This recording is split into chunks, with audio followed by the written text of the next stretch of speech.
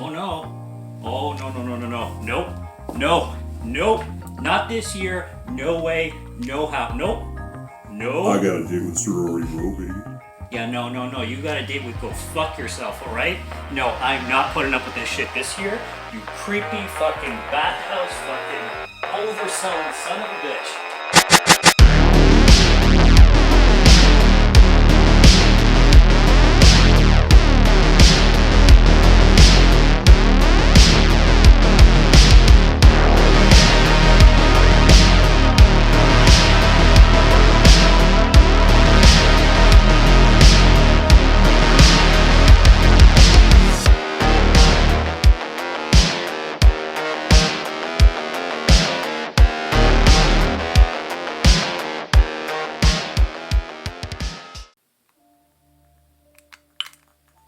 What's going on, guys? Welcome to 31 Days of Horror. I'm Morgan Film Fan. Let's jump into some scares. Sorority Row is the remake to House on Sorority Row from the 80s. This was released in 2009, and this pretty much earns and keeps every trope of basically any 2000 slasher you've ever seen, so it sticks to a style for sure.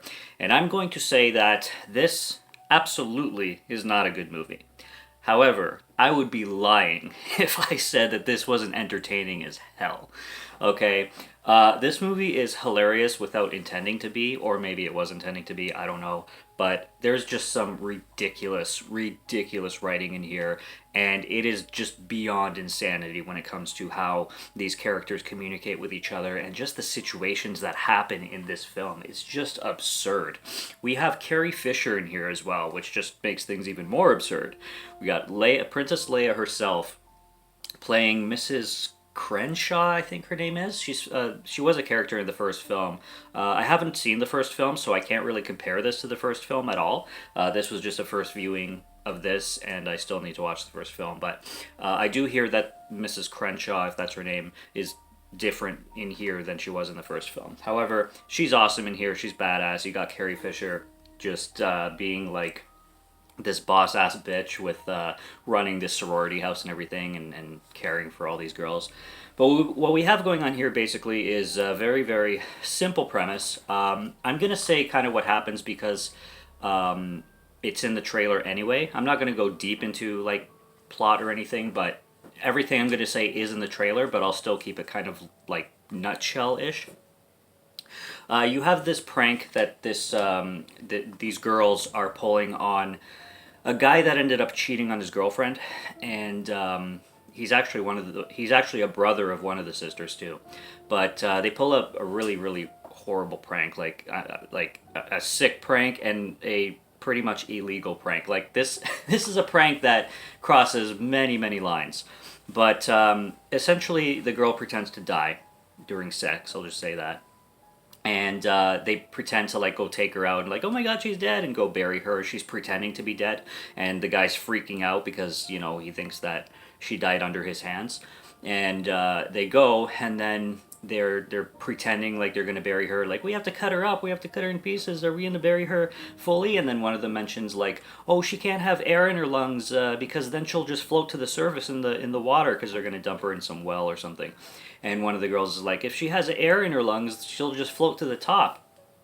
And the guy overhears this, and then he decides to come up with the brilliant idea of puncturing her lungs to get the air out because he thinks she's dead. She's pretending to be dead. Of course, because this film is so ridiculous, the whole time this chick is like kind of like giggling to her friends and like winking every once in a while. So the fact that the guy doesn't notice ever is just stupid. It's like at some point this guy would realize that this chick is just pretending to be dead, but he punctures her lungs, and he kills her, thinking she's already dead.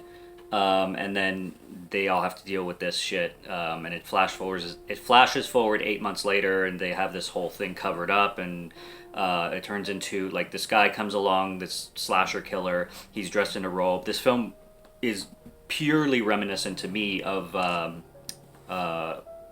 Know What You Did Last Summer. The trailer looks like I Know What You Did Last Summer. This film feels like I Know What You Did Last Summer. You get a few Black Christmas vibes in here too, with the sorority house kind of atmosphere.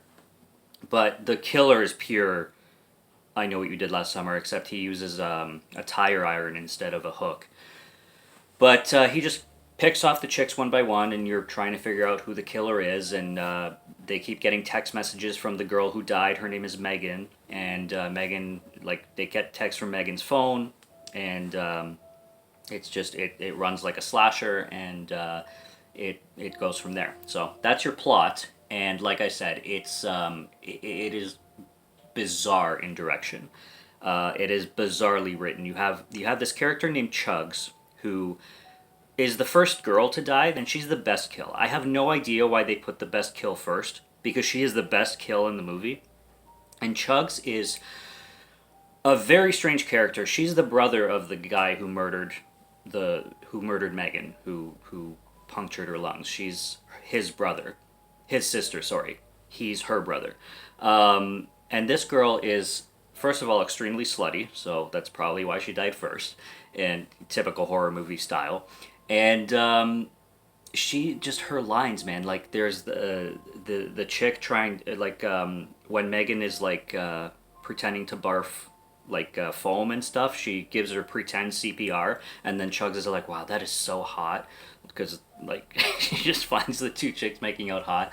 There's a scene where she's trying to hook up with this guy in a kitchen, and she's like, oh, I barfed like 5 minutes ago, but I took a breath mint, so it's fine. And then she's wearing a skirt, and she's like, it's getting kind of cold down there, and the guy's like, yeah, I'm good, I'm really not feeling this. And then she's like, well, it's not my fault you're gay. Can't stand when girls drop that line, but it was just like, yeah, well, you don't want to fuck me, I guess it must be because you're gay, right? Not because, I just told you I puked and everything, and that's sexy. But yeah, Chugs is just the shit she says, and then her death is brilliant. She gets death by wine bottle. She's having some wine at her therapist's place, and her therapist is, a bit of a scumbag himself, but that's what Chugs likes. So she's sipping some wine, and then the killer comes in, and he like rams the bottle in her mouth, and then like pushes it down her throat, and you can see like her throat getting wider with the bottle, and we know what this is supposed to represent, right? Being the character that she is, especially. But he just keeps ramming that bottle down her throat, and then the wine like pours down into her stomach, and you see the wine go down and down, and then he cuts her throat, and then the blood, like she spits blood into the bottle. Such a fucking great kill. But like I said, the best one compared to all the others in the movie, and there's some good ones that come along too, but that was easily the best one. So they should have waited for that kill, but it is what it is. It's, like I said, it's an entertaining film because of how bonkers it is. There's a shower scene with all the girls, and there's this one Asian girl named Claire who's super hot. This is another thing about this film. The girls are sexy, all of them. And this girl named Claire is in the shower, and I think Jessica sees her and sees her naked, and she's like, these days, waxing isn't just for floors, just so you know. So we know that Claire maybe has a little bit of hairiness going down there, we would assume.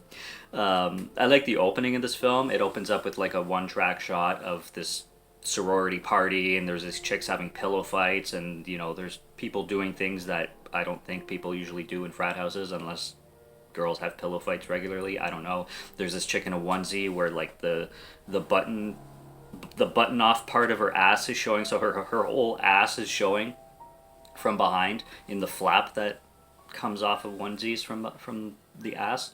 And you have these like just sexy girls in panties dancing essentially. So that was cool. And the killer looks pretty good. Like I said, it completely reminds me of I Know What You Did Last Summer 100%. And I can't say this is a good film. Like, by all standards, this is a bad movie.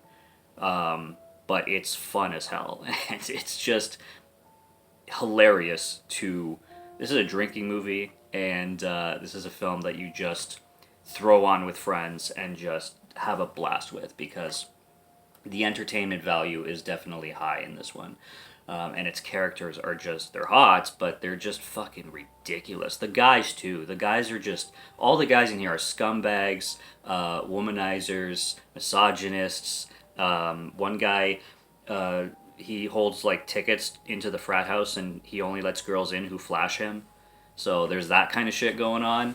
And there's like party scenes where you'll get frat dudes just acting wasted, like beyond wasted, and there's these guys who are just plastered and they're looking up at a guy at a window calling for help, and the guys are like, that guy's so fucking wasted, man. It's like, he is like beyond sober compared to you two. So what are you talking about? And he's clearly asking for help, so what are you talking about? You are so drunk and so high, it is not even funny. But yeah, it's like I said, it's a fun film. It's filled with hot chicks. You got Carrie Fisher being badass in here, which just adds to the charm. And yeah, like I said, I'd be lying if I said I didn't have fun with this film, as terrible as it is. The ending is just cheesy, like not cheesy, but the ending is just ridiculous in the sense that like it's one of those cliffhanger endings that is pointless and serves no purpose. It's just not even to tease. It's just like one of those cop out cliffhanger endings that these horror movies had for no reason. And I'd say like if you like House of Wax, and House of Wax is a much better slasher from the 2000s. But if you like House of Wax and you like that style and you like the ridiculousness of it, that you're gonna get the same kind of style in here. So there's no reason why you wouldn't have fun with this film, at least if you like the House of Wax remake with Paris Hilton kind of style 2000 slasher films. That's what I would kind of give you a comparison of type of slasher that this is and that what you're getting into. But yeah, there's some cool kills and there's some fun to be had with this one, so I can't complain about it a whole lot. That's the remake of Sorority Row and the remake of House of Sorority Row, and it's a cool flick. So I had fun with it at least, and that is day 26 or 20. We're on 26, aren't we? Yes, we are on 26. These days sometimes just blend together. Yeah, that's all I got for that. It was a lot of fun. Till tomorrow, another 31 Days of Horror review coming up, and check out what I've been doing for the past month, and check out previous years because they're all up still. I got them all since like 2020 I started this shit. So yeah, until next time, keep things spooky. Hope you're enjoying your Halloween season, and until next one, cheers.